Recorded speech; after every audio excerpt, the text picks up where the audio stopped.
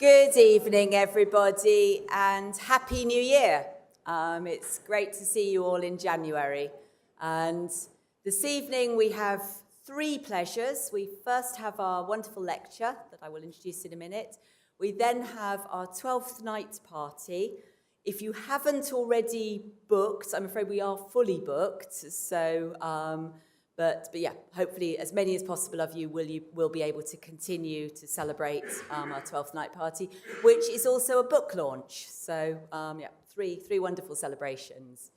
Our lecture this evening is by a long-standing friend of the BAA, been on the BA Council, David Harrison, who gave a fabulous talk at our Leicester conference last year, and is now going to be talking more broadly about mapping the late Middle Ages, evidence and insights. And on the screen is the front cover of his book, which he tells me is available at all good bookshops, specifically Hatchard's online, and which was the other one? And Stamford's. So if you want to get a copy, it's cheap, it's brilliant. I've had a look at it. It's on show in the library upstairs if you would like to go in and peruse before you order. So thank you very much, David.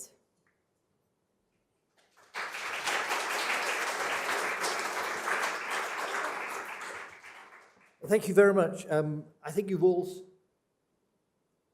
seen the map that came out or many of you have seen the map that came out last summer. I thought I'd say a little bit about the evidence behind it and how it was produced and what it shows us about the late Middle Ages. So this is the front of the map. And I'll just explain a bit about the symbols. So the red lines are roads, as you might expect. So you can see it's slightly inspired by the Goth map. The bridges look a bit like bridges with arches. And the ones that are clear in the middle are the extant bridges, like at Tewkesbury and Hereford and Morderford. The castle-like symbols, the castles and great houses, really was quite impossible to really distinguish at the margins between the two, so I decided to have one symbol for them all. The bigger abbey-like structures are abbeys with an income of over 1,000 a year. The smaller ones, the smaller next size down, the blue ones are 500 a year, and the others, like Great Malvern, are of architectural historical interest. And at Hereford, as you can see, there's a cathedral there, and I've separated out the monastic and secular cathedrals. And then the reverse of the map gives you a tremendous opportunity to write some stuff. And I was particularly interested in writing about roads and modes of transport. And I'm hoping this provides a nice, concise history in just a few words of some of the most relevant points about those subjects. And I'll say a little about that later. So to turn, first of all, and the main purpose in writing the map was to map the roads of medieval England. I have to begin by saying that England was absolutely full of roads. So what I'm really focusing on are what I call the national highways, the sort of thing that John Leyland might have described as being part of the London Road, and which is shown in various sources, which I'll describe earlier. In addition to this, there are an enormous number of county roads of the type described in the Leges Henrici Primi in the 12th century, and which continue. On most of these roads, there were also bridges, and they linked the various lesser towns to the major towns, lesser towns to each other in each county. And of course, there are a plethora of small village roads. So let us turn to the focus of the map and the national highways. And you can see three of the most important here. This is what was the main road from York to London in the Middle Ages, from York to London and then on to Berwick. Described sometime in the 18th century, began to be described as the 18th century when it started to take a slightly little different course south of St Huntingdon. And this is the great road to Chester and to Carlisle and Cockermouth, going through one of the great cities of Coventry, the most important city in the Midlands. In addition, I put in some roads from the specifically that were mainly on the Gough map. This is this road from Worcester through to Grantham. And this road running from Nottingham down to join the St Albans Road, the St Albans London Chester Road at Stony Stratford. So the main sources, and the great thing is they rather agree with each other. So there's the 14th century Gough map, and you can see here some of those main roads. Waltham, you can just about make out here. Can you make out Ware here? St Albans, I think you can make out here, and you can't really make out Barnet, but I'm sure it does say Barnet.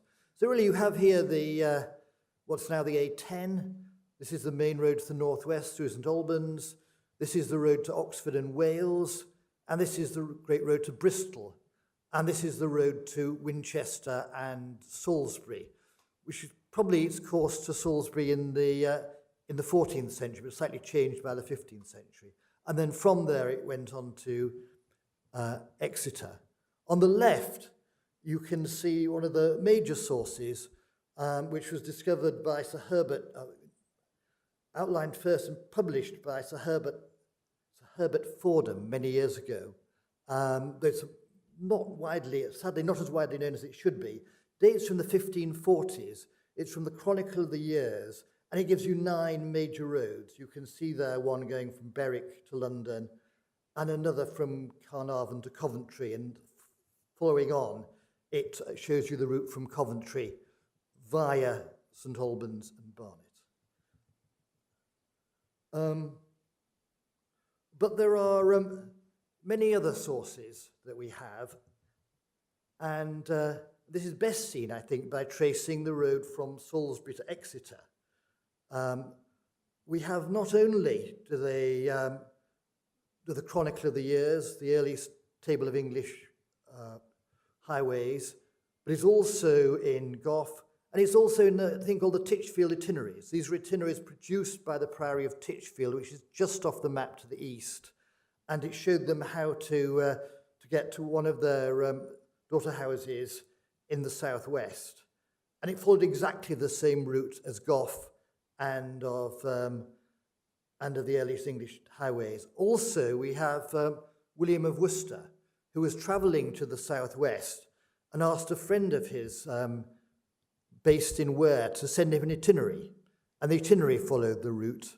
And then subsequently, we have actually a diary of the journal that William Worcester took, going on along roughly what is now the A30 through Oakhampton and on to Bodmin.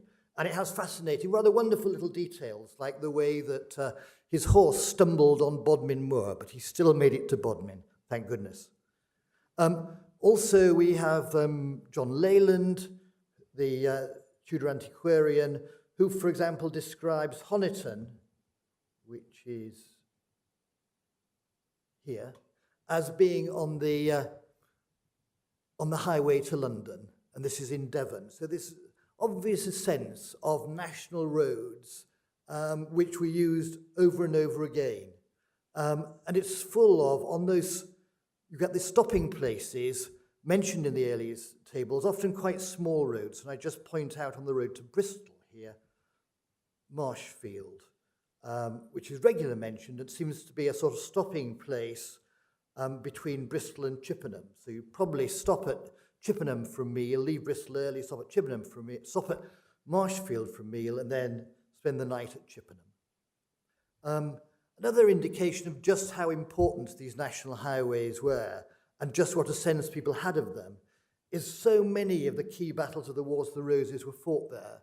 2 battles on that important road through St Albans, 2 on the Great North Road, Towton, and of course there'd been a previous skirmish before Towton at Ferrybridge, which was on the same road, and was the main crossing of the River Aire, displacing the Roman crossing at Castleford. Loosecope Field near Stamford, and then these other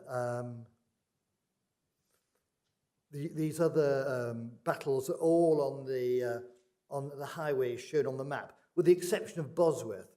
But even then, Richard III followed the Nottingham Road to Leicester before heading off to meet Henry VII at Bosworth. Another indication and a way of following these routes is the very large number of bridges. So essentially, wherever a national highway went over a river, there was a bridge. And astonishingly, on what we might call the Great North Road, a huge number survive. So taking it from the top, sort of south, you've got Huntingdon, probably 14th century. Then on the approaches to the right here, you have Croft Bridge, the crossing of the Tees. Moving on from the Tees to get near the Weir, on the approaches to the Weir has a sort of loop, and you cross there at Sunderland Bridge. Then into Durham, you went over Framwell Gate Bridge, and then heading north, you went obviously over many other bridges, but you came to Felton Bridge. So they were 4 medieval bridges surviving on this incredibly important road that was for use for centuries, which is really a remarkable testimony as to how impressive these structures were. Obviously, we've lost many of the bridges there. Usually, most survived into the 18th century. And here we have Tyne Bridge, Newcastle, sadly destroyed with a considerable loss of life because there were houses on the bridge, destroyed in the Great Flood of 1771. Here we have, as I said, the quay crossing of the Aire, medieval ferry bridge, drawn in Book of Bridges, devised by the Quarter Sessions for the West Riding in 1752, and finally demolished and a much bigger bridge built in 1800. Ouse Bridge, York.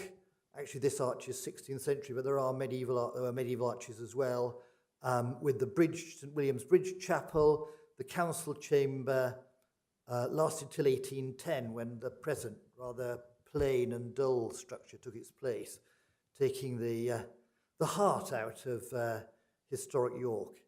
And down here we have Newark Bridge. This is in the Middle Ages, the bridge was timber, originally built in the 12th century by Alexander the Magnificent. And in a sense, this was the creation of the Great North Road. Previously, it seems as if people had taken the road from Nottingham, described in Domesday Book. Alexander the Magnificent was able to change the course of the main road to the north to run through Grantham and Newark. This is a picture by Turner of an 18th century successor. Now, the interesting thing, I think, is that there's so little overlap between the Roman road system and the medieval road system, contrary to what is so often said. So let's have a look here. Here is Coventry. It's partly a reflection of political geography. So many of the new important towns of late medieval England were not Roman settlements. And the most obvious one here is Coventry. The Roman road system is going on quite a different route, whereas the medieval one is going through Coventry and then through Lichfield on its way to Chester. Similarly, Nottingham, not a major Roman settlement, so we get a quite different road here. And similarly, for Gough, the important medieval route through Leicester was Coventry, Leicester, to Grantham. O.G.S. Crawford, many years ago, did a wonderful study of the Great West Road to Bath and to Bristol. And you can see here, he puts the Roman route as a dotted line here, and the medieval route, following more or less the same route as the A4 today, through Newbury, Hungerford, Marlborough, and then on to Caen and Chippenham, and Little Old Marshfield, with the road turning off at Chippenham for Bath. And here we have a Roman road which really could have been used, but the other route was preferred. possibly again a matter of political geography, possibly a matter of a better route. Here we have one of the most important crossings of Roman and medieval England. This is obviously the Medway at Rochester with its great castle. The central arch by Rennie in 1821 replaced earlier arches, and Nicholas Brooks has shown how the predecessor of this bridge, the Anglo-Saxon and early medieval bridge, was built on Roman foundations, replaced in 1381. And if anywhere was going to be, this is one of the routes that most closely follows the Roman road, as you can see as you look at that straight bit of road through Sittingbourne and Canterbury. But even here, the medieval road was different insofar as it went through Gravesend and then on to Dartford.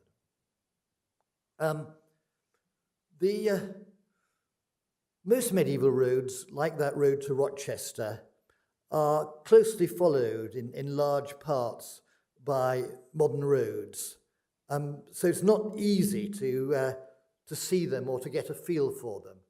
There are a few places where you can, and one is what is sometimes known as the Old Shaftesbury Drove, which goes over the hills from Salisbury to Shaftesbury, of a white sheet hill, and gives you a rather lovely walk today. And the new road is in the valley, late 18th century, I think. But this is very rare. Sort of the idea of going on a medieval national highway and being able to have such a lovely walk of this, I'm afraid, is rarely possible. But you can, however, get a very nice sense of the medieval routes where the towns have been bypassed. Here is Highgate in the top left. Below that, Marshfield.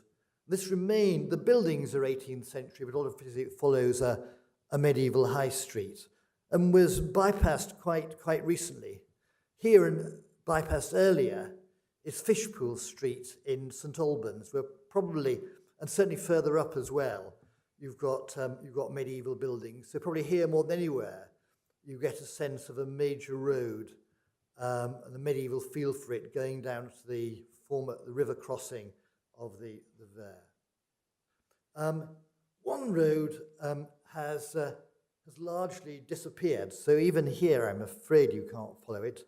Walsingham had become, by the late Middle Ages, I'm assured, the premier pilgrimage destination in England, surpassing even Canterbury. And we have no various royals who visited it. This road is mentioned, obviously it's on the Gough map. Well, you can trace it on the Gough map really through the reference to Pickenham, a sort of obscure village which is far away from a main road now. And it continues in the earliest table of highways in 1540, just after the dissolution. But in later centuries, it's disappeared, and it's really very hard to trace anything through here. And the modern road goes up to Swaffham and then to Fakenham before turning off to Walsingham. But otherwise, the general alignment of the medieval roads still survives, going through the same towns, small towns, and over the same bridge sites as in the late Middle Ages. A really remarkable amount of continuity. And in fact, part of this is due to the railways. The only really big new road created in the post-medieval was the road that Telford built to Holyhead. But by the time that had been completed, the railways had come along. So really there was no need in the 19th century, when you might have expected new roads, for any to be created. And so the medieval road system, to a very considerable extent in its basic alignment, not between the towns necessarily or between the bridges, but passing through the same places, survived into the 20th century. Obviously, one of the things you can see also on the map gives you a lovely sense of the great towns of medieval England. You've got the figures there, 8 towns with a population of over 5,000. I suppose the surprising one is Salisbury, which has disappeared. I took the figures here from the lay subsidy of 1524 to 5, as shown in Pallis's Cambridge Urban History, with slight amendments to slight adjustments in that. And 50 towns with a population of over 2,000 I highlighted. And of course there it's interesting how many of the great northern cities are either small towns or not referenced at all. The Sheffield was a small town mainly on the map because it had a castle belonging to Talbot Earls of Shrewsbury. And you get a great sense of the dominance of London in the late 15th century, really as dominant as now. The East Coast ports has declined in the 15th century. London had become more important as a port than ever. Its population remained much greater than anywhere else, any other city. And one curious way of seeing it is just by the number of monasteries. So in that small area of Clerkenwell, just to the north of the city, you've got Bartholomew the Great, you've got St. John's Priory in St. John's Clerkenwell, Hospitallers, one of the 5 richest monastic establishments in the country, and you've got the Charterhouse, and that's in a tiny area. These are with an income of over £500 a year. There are no monasteries with that income in the whole of Wales, and very few, as we'll see, north of the Humber. But to add to that, in London, you've got St Mary's Spittal, St Mary Graces, Southwark, and... Sorry, I'm just going to adjust this because I haven't taken the notifications off. If I can. Oh, well, never mind.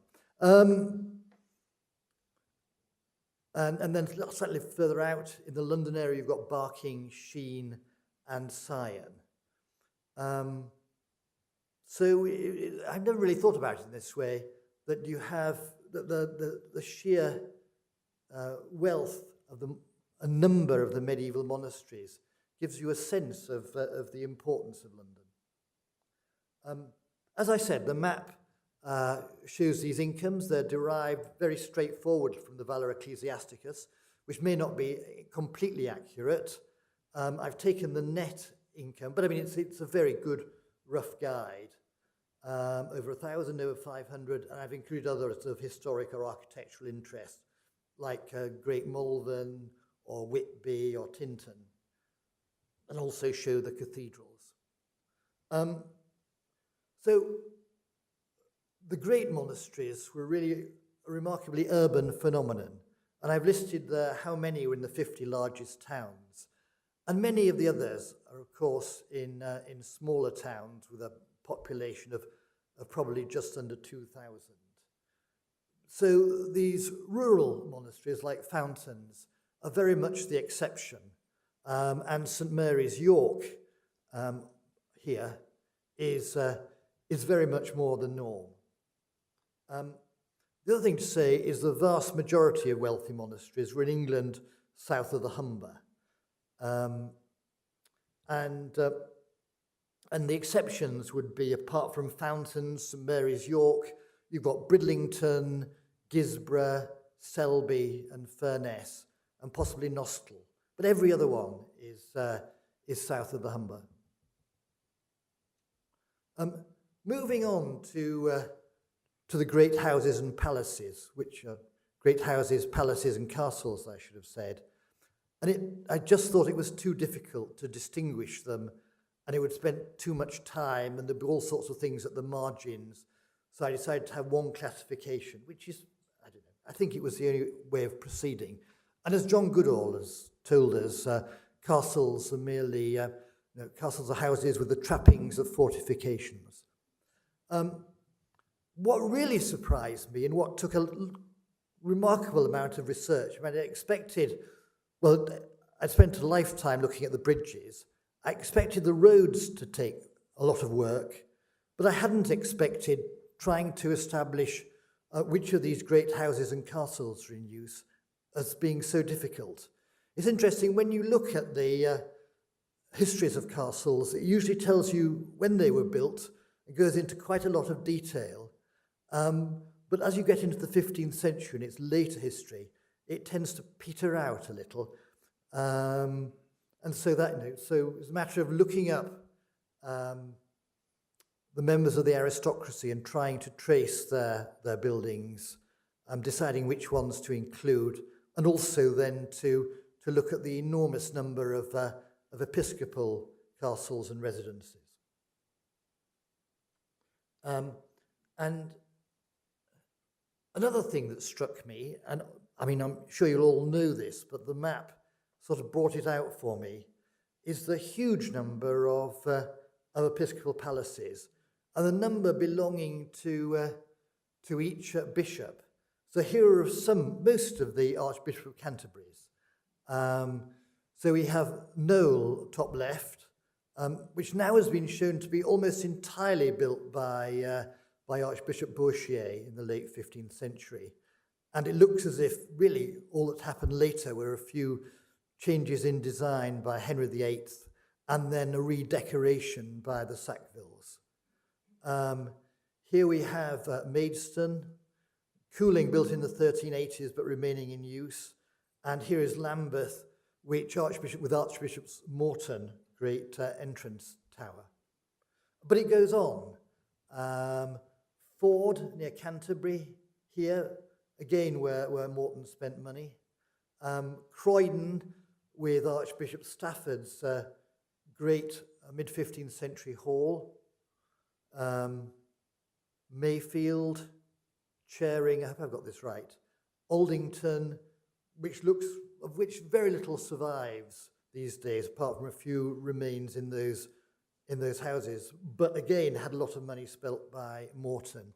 And then Otford, perhaps a little cheat, rebuilt by his successor, Wareham, just outside our period in the early 1500s.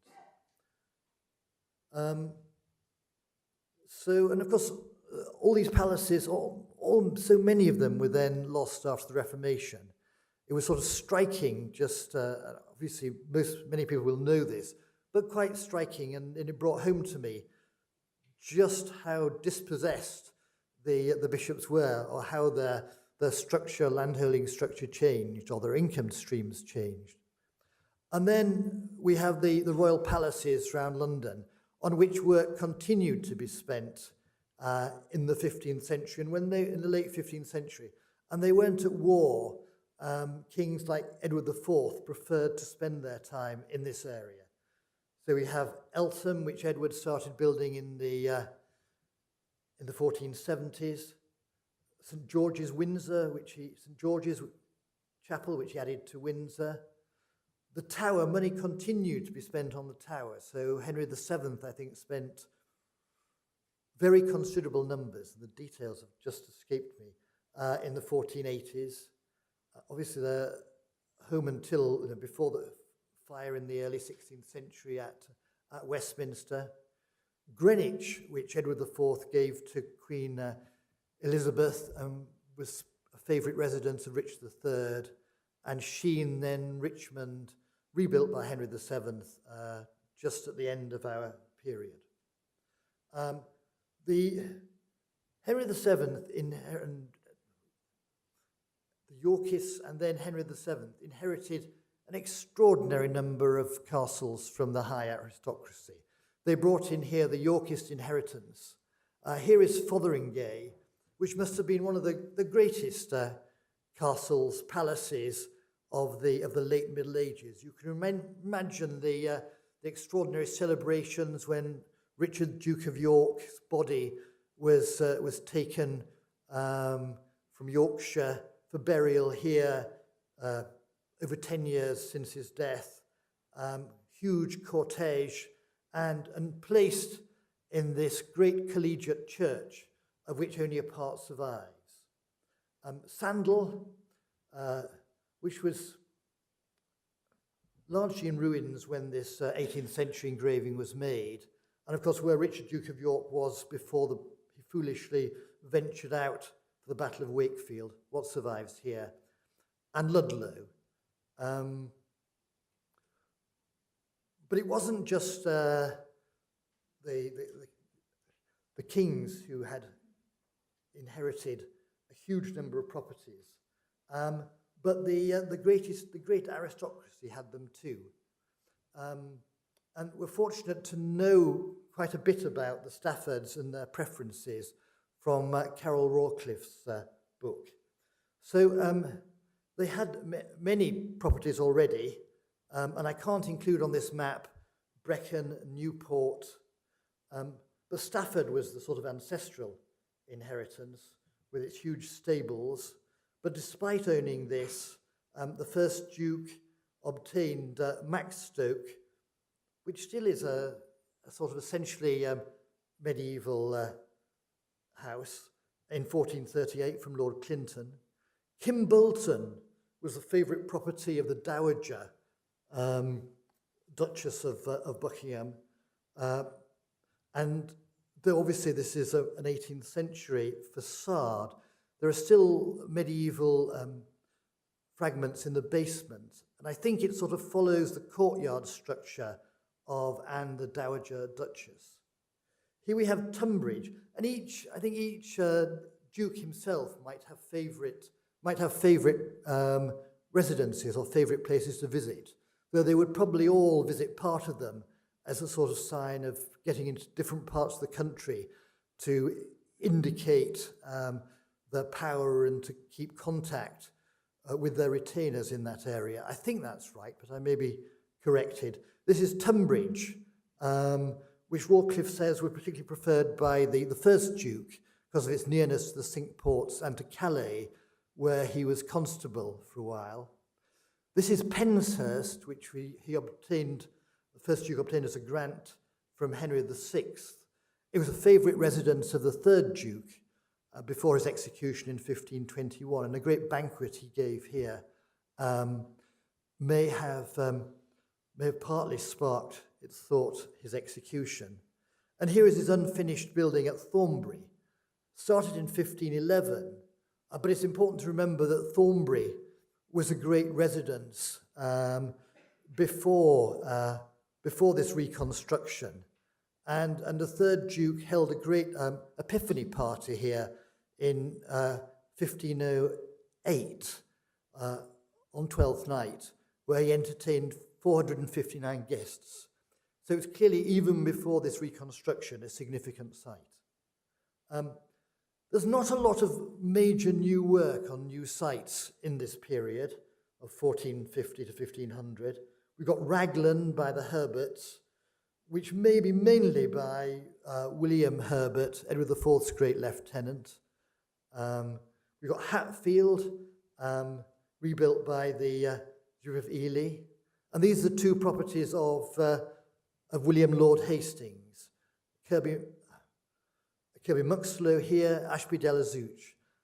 Both were in the midst of construction when he was executed in 1483. Ashby de la Zouch was more or less finished and remained the main residence of his successors. Kirby Muxloe was never finished but was habitable, and it was used. This is Buckden Towers, Bishop of Lincoln, much rebuilt in the late 15th century. And this again shows the extraordinary extent of Bourchier's Knoll Palace built in this period, built onto a sort of rather small and knightly property around here. But all this is Bourchier. And then additions to important buildings: Farnham by the Bishop of Winchester, Richard III at Sudeley, Bishop Rotherham with these new rooms at Newark, and I think it's Edward IV at Hertford. have non-residential buildings as well. And many of these are Rochester, a little bit hard to know how much it was used in the 15th century, but it was still having custodians appointed. Oxford remained a centre for prisons and assizes, though without, I think, any significant residential functions. And Carlisle as a great fortress, as the great fortress on the Western March. Some of these places were used for sieges, we can see. Harlech had the main siege of the Wars of the Roses, 1461 to 8. And there we have St Michael's Mount. Alnwick had a couple of sieges. Bamburgh, a brief siege. Harlech really managed to last out because it was very remote. And there were other things to do, and the Yorkists couldn't really manage to get their cannon up there. As soon as they did, the siege ended quite quickly. And the same with St Michael's Mount. Once, way out on a limb, but once the Yorkists took reducing the siege seriously, it finished.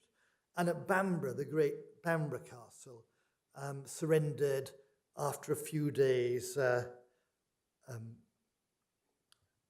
bombardment by major guns.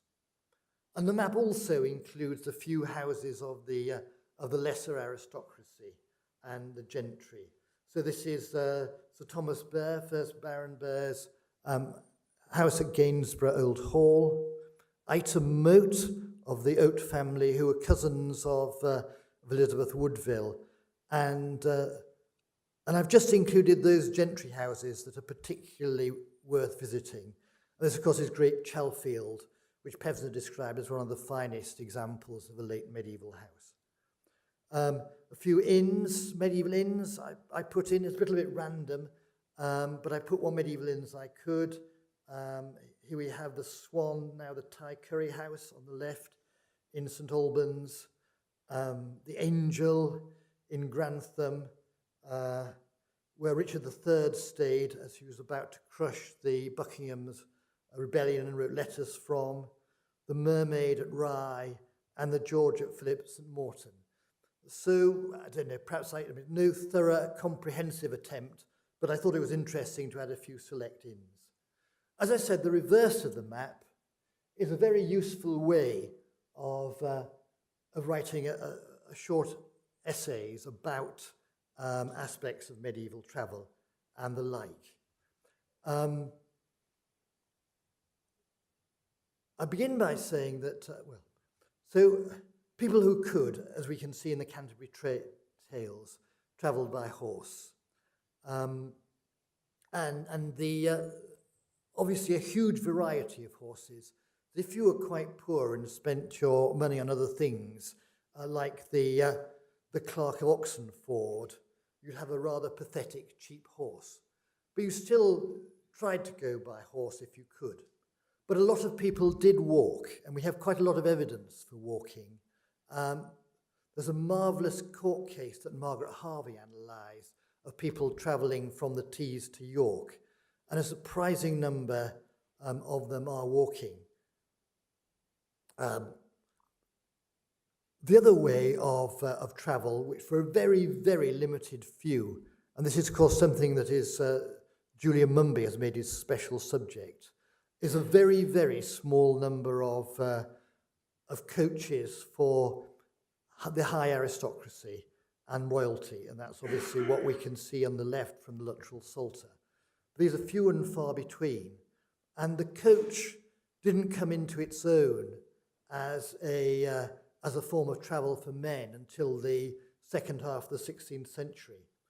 And as I think Julian has shown us, though he may well contradict me, it was really the same technology used in the 16th century as here, but you had a racy, fashionable new design which made it an acceptable mode of travel for men. Going on to carrying goods, the cart in the Middle Ages was the main method of taking goods. The two-wheeled cart. There were four-wheeled wagons, but carts seem to have proliferated. Pack horses had specialist uses, either as shown here in a later engraving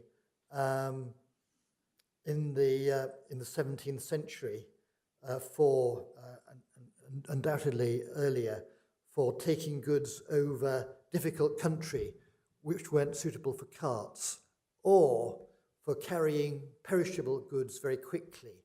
So the fresh fish would be taken from Rye to London and arrive within the day. A little about river transport, very little, I'm afraid, about river transport. I had thought about trying to put navigable rivers on the map, but I just couldn't find out enough to make anything reliable. And it's a period which people haven't studied. So they study the 16th and 17th century, when people start trying to make rivers more navigable. There's quite a lot of work for the period up to the Black Death. But for our period, it was difficult. If I were to ever reprint, I'd love to be in a position to show, I suppose I'd want to show those rivers that were commercially navigable. Obviously, there's a huge difference between what can be navigated, where you can get a boat, and what was regularly used for commercial travel. So, for example, on the Thames in the late Middle Ages, commercial travel was mainly from Henley, and people would often take their commodities by road to Henley and then ship it further down by boat. And this is what happened when the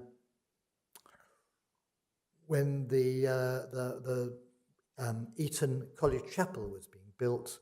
The stone from Tainton was taken all the way from Tainton on a relatively newly constructed road and bridge through Abingdon and Dorchester to Henley, where it was then put onto a boat and taken to Eton. Of course, for leisure travel on the Thames around London is well known, and you have some examples of where, passenger travel, have some examples of where it's used in other places, for example, on the Fens, but I think its main concentration was in the London area. This is if you want to know, I'm not quite sure why I put this picture on, it's a reconstruction of a Severn Shout, which were the boats that travelled up and down the Severn. Speed of travel, which is quite remarkable. So walking, the court cases that give us evidence of what is happening between the Tees and York, the question about how far you could travel and how long it took to get from the River Tees to York. And some people were walking it in a day, over 40 miles, which of course is perfectly possible, and people do it today on, say, the lightweight walk. They would certainly take it out of you. John Paston, who went on a pilgrimage, is one of the reasons why gentry or aristocrats might decide to walk is if they were going on a pilgrimage. He managed 20 miles a day. On horse travel, 30 miles a day seems to have been quite common. As you see there, London-Canterbury, overnight stop in Rochester. We have lots of records of the Merton Fellows and their travels, their accounts, which are really rather fascinating. You know, you get accounts of, it tells you quite a lot about their journeys, and quite a lot about, in a sense, medieval travel. One of them was around Norwich, decided to go and visit his old tutor, and drove several miles there, only to find his tutor was out. So sort of wasted day. Another decided, first of all, to charge lunch that he gave his brother on the college, and then sort of subsequently decided this might not be on, so he crossed it out and paid for his brother's lunch. And it could be even faster. So Bishop Redman in the 1490s travelled the 90 miles from Salisbury Exeter in 2 days.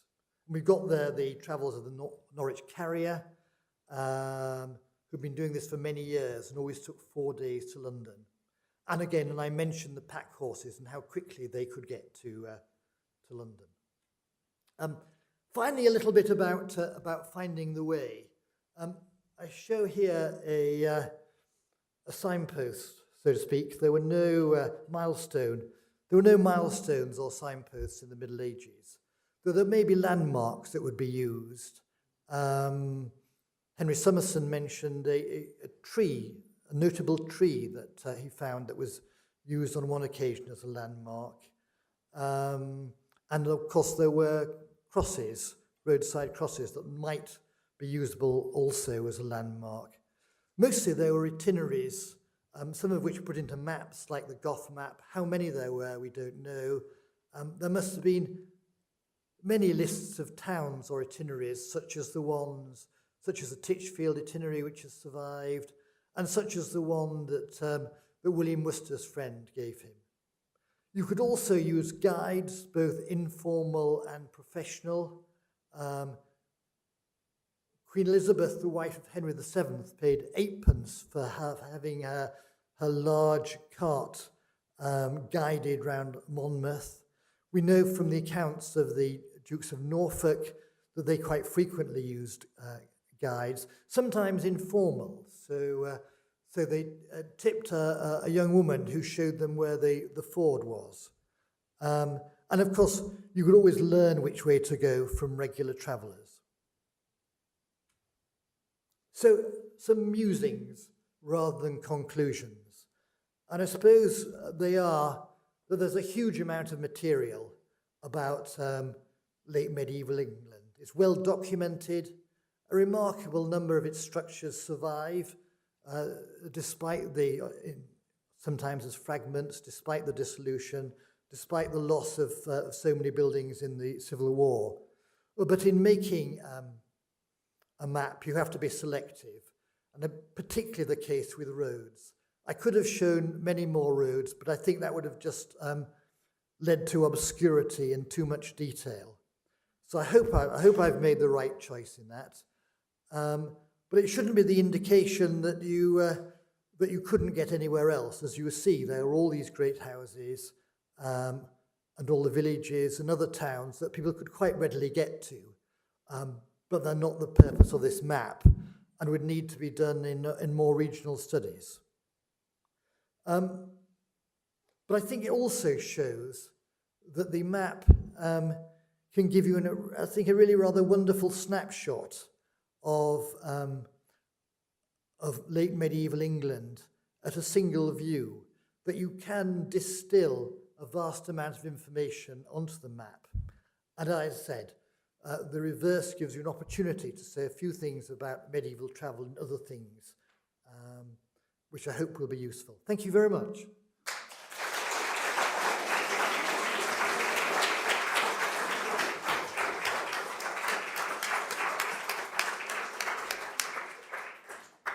Thank you very much, David. It's fascinating when people tell you how they did something. We see the final results, but it's really interesting to hear how it was done. So thank you very much for sharing that with us. Does anybody have any questions? Well, I had one. You said that clearly the absence of little roads doesn't stop people from getting around, the absence on the map.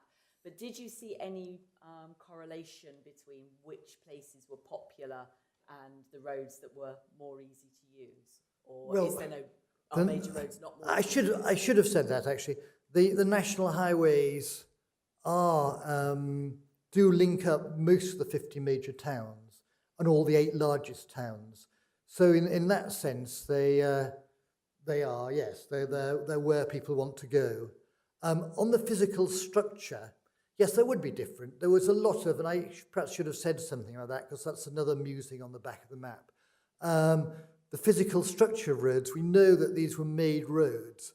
There has been this extraordinary statement, I think because it was so catchy, by Flower, who produced an essay for his public works in medieval law, where he said medieval roads made and maintained themselves, which was quite ridiculous, beautifully phrased, but quite ridiculous. Because all the evidence of his cases there indicate that the roads were being repaired. They were repaired, well, they were kept in being and repaired largely by by building large ditches on either side and keeping those ditches freed, but also by applying stones and gravel. So in the late 15th century, part of Gloucester Castle was demolished. One of the buildings of Gloucester Castle was demolished so the stones could be used for road making. And is that via the king? Are these the king's highways? That was the king, as ever, the medieval kings encouraged and permitted people to do things. Occasionally gave people bits of stone or timbers from their forests, but they very rarely took a lead in any road building or bridge building. They permitted it, but it was up to local and civic pride to do that. And of course, it's a great act. Many wills record donations to the especially to the major roads. Bristol merchants, for example, left quite considerable sums for improving the marshy land on that major Bristol road you have. So I think in that way, if you were to do an analysis of the wills, you'd find that those main roads got a greater share of any of the money that was going. Sorry, you've got me going on this. But it's all before quarter sessions, so it is interesting. How do you do it? And also, even before the turnpikes, the king would grant people the right to take tolls to maintain their roads, known as pavages. And many of those are actually for the main roads leading outside London. Is it? That's what you were going to ask? Oh. Okay. Martin's got a question. And I've got a question. Is that all right? Am I allowed to ask a question? You partly answered, actually, also my question, which was going to be about surfaces. When Gloucester Castle was knocked down, was it for paving as we'd understand it, or for rammed gravel? And is there a kind of hierarchy of roads which are paved as we would understand it? I don't think any roads, I doubt any roads were paved as we understand it. And I think paving is actually ramming stones in. I don't think it's laying paving stones as we would know it. But there are some people who know in the room who know more about this than me.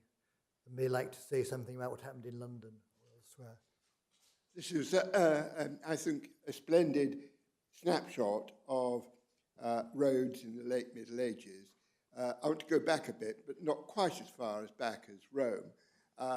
We have the Roman roads, but then afterwards, English names, Stony Stratford, lots of words that were on street, which were presumably surviving or reused Roman roads. And as some of them, of course, are still used today. I mean, the ones that are closest to me to look at is going down the Fosse Way, dead straight, and presumably lasting for a long time. Another one, which is rather minor but was a major Roman road, is more or less the survival of Akerman Street, for example. So although you've got major ones, it's as though many of the Roman roads are more or less the straight line, were being used. So obviously new towns like Coventry affected the way that things went. But I wonder if one should really discount the Roman roads to quite the extent that you do, because they had been laid out in a very rational way, and so they were the surviving infrastructure that was used in Anglo-Saxon England and presumably thereafter as well. So I wonder what you say about that. Well, thank you, and that was very politely put.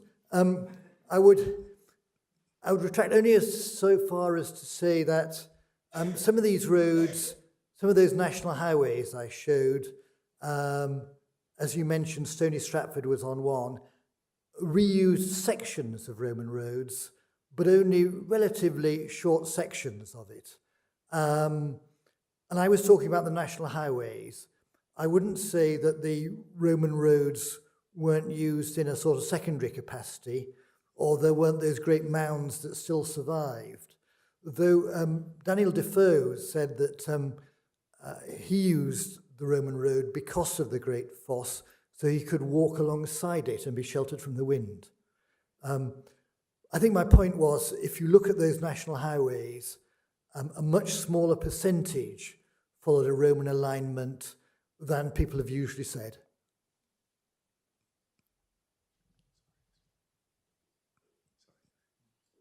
I must say, I bought your map shortly after it came out, and I find it's the ideal thing to take to bed with one, a lot to muse over. But one thing, since I live in Canterbury, I was a little astonished, well, perhaps surprised, to see that the road from Sandwich was omitted. Now, I know it was, of course, a great medieval port and began to silt up sometime in the late 15th century. So should it have been there, or was there a reason for not having it there? Because, as I say, Sandwich was a major medieval port, and I think a number of kings came and went from it. Well, I had to make, as I said, I had to make some hard choices. And the highway tables, the earliest highway tables, all mention the road to Rye rather than to Sandwich. And I rather wonder whether Rye hadn't overtaken Sandwich as the major port, as a major port in that Kent area by then. But as I say, difficult decisions to be made. And obviously, if one's ever to do a regional map, one might well include the road to Sandwich. Does the road to Sandwich appear on the Simonson map of the late 16th century, do you know?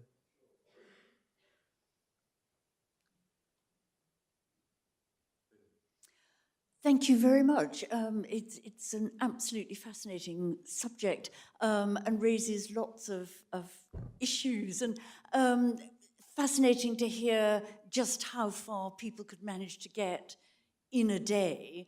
And that made me think about managing horses if you're using these roads, and how does that happen? And do the inns play a very important role in that? Is that where you would that is what I've sort out new horses, or change your horses, or whatever?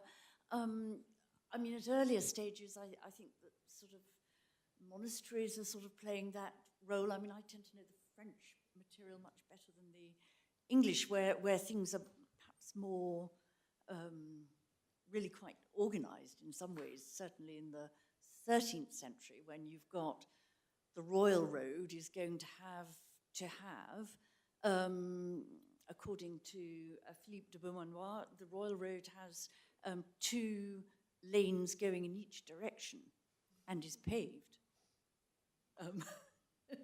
And then, you know, there's a set of roads below that, and either towns or local lords or ecclesiastical institutions will have to care for and keep up those roads, but then can also charge tolls on them, I suppose. You obviously have to stable your horses and give them a rest. And the Merton Fellows accounts have quite a lot of records of quite considerable expenditure on their horses. I think if you're going, we have a number of experts on this area in the room, including Doreen Gerald, who would know more than me, but for a later period. But obviously, you wanted to move very quickly by horse, you would need to change horses. And I think 30 miles a day you could probably do on your own horse, provided you rested it sufficiently. But to get up to large speeds, and you could always travel quite quickly if you changed horse on each occasion. And I suspect you could hire horses as you went along, and someone would come back and collect them. But I don't know whether you want to say anything, Doreen, about this, as you know more about inns and horses than anybody else in the world. If you want to go fast, you have if you want to go fast, you have to change horses. So if you're a nobleman, you would send horses ahead, presumably, and go very quickly with your followers. And of course, you'd have sort of harbingers going ahead if you're noble to check out, or royal to check out accommodation, etc. I don't think the legates Henrici Primi talk about what the width of the road should be, but how far that applied in practice, I don't know. It's always a question of medieval legislation and how much notice people of it. Well, not so dissimilar from today, anyway. Is it? Statute of Winchester, I think, talks about the need to clear vegetation from the side of the road, quite a long distance. I forget exactly how long, following a series of robberies. And in the history of the English countryside, Oliver Rackham found some places where he thought you could see signs of this being done and ditches being dug at that distance on account of legislation. But maybe the French were able to impose these exact standards on people, and it actually worked.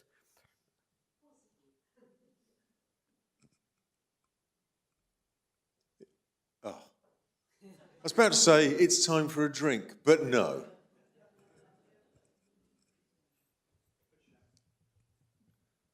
It is, of course, time for a drink. I was recently looking at accounts for travels from Longleat to London, and there were absolute standard places where you stopped and got horse bread. I think the 17th century ones, 16th, 17th century ones, there were standard places you stopped and got horse bread and oats and change like that.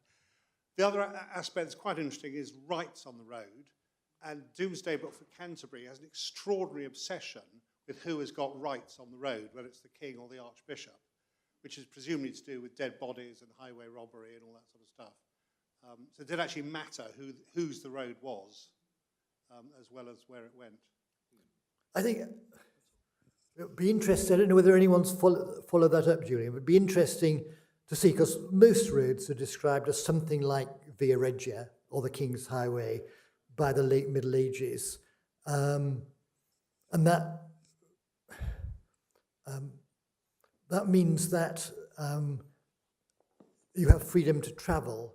Any sort of rights to take tolls, etc., I think have to be formally agreed with the king. If you're on a private road, and people did make private roads, then the landowner could charge you a toll. How long that road would remain private over how many centuries, one doesn't know. And that's not so dissimilar from today, really, I suppose.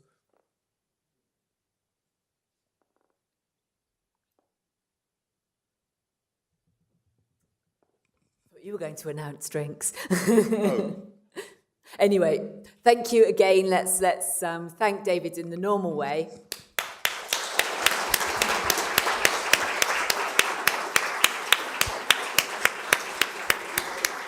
And then it is our 12th night party, so come along and enjoy a drink with us. Thank you. It's really, when people